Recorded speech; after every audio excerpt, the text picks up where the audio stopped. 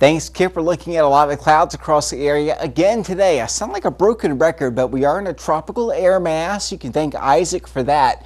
And a bit of a disturbance coming in out of the west today, firing off some scattered showers and thunderstorms, none of which have been so severe that we have to worry about that potential, but certainly some heavier downpours in a few of these. And again, it depends on exactly where you live as to how much rain you've been getting over your backyard. But the headlines do feature more lingering showers and storms for tonight. We'll watch it for the next several hours or so. Then after midnight tonight, things should calm on down a little bit. We'll get some more sunshine in here for tomorrow and for Friday. That means warmer weather. So still some isolated storms, but I'm not too worried about an overcast or rainy scenario by any stretch. So enjoy this break that we're going to get from the action because it returns for a second system coming this weekend, especially later Saturday going in the part of Sunday as well. Here's the satellite picture over the northeast. You can see some dry air here wedged in from Pennsylvania,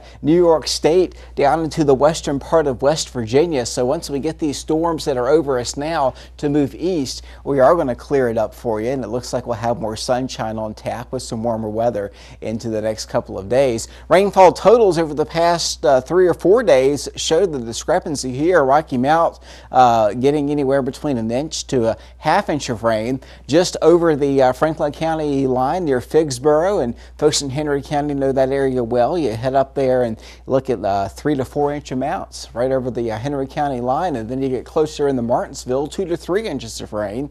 Some areas have had up to 3 to 5 inches of rain, so it's feast or famine, and I know we need the rain, so we have one more evening of it for tonight before things finally start to clear on out of the area. As a result of less humidity, not a lot less, but we're trending toward dryness here. We'll get below 70 for lows, back into the upper 60s across the area. For Friday, it's going to be another hot day. Thursday looking warm as well.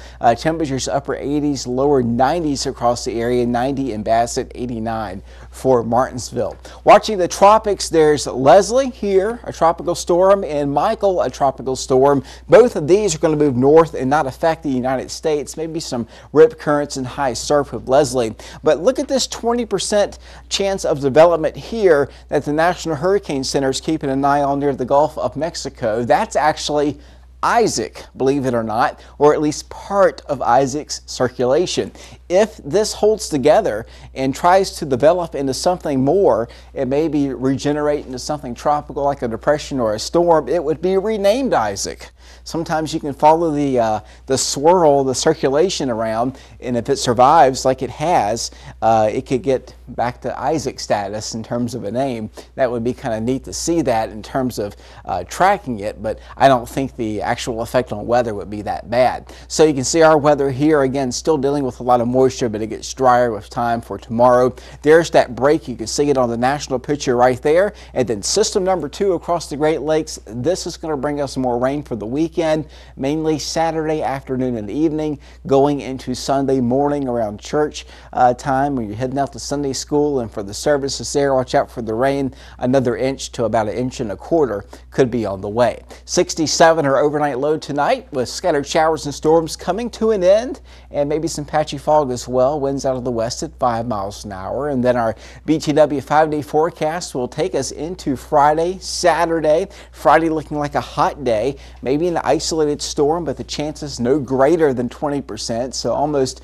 hardly enough to even draw a storm on the icon there, but we'll keep it there for safe measure. But then the real rains arrive later Saturday into Sunday, and look at this. Behind this front that comes in Sunday morning, a taste of fall, a touch of fall. Temperatures falling back into the 70s for highs next week. Overnight lows start out warm and muggy in the 60s, but we may end up, Kip, in the 50s for lows by Monday morning with some cooler breezes coming at us from Canada out of the northwest. So as we go back into September now, we're dealing with still some summery weather wanting to stick around, but fall winning the battle here by the end of the weekend. Kip.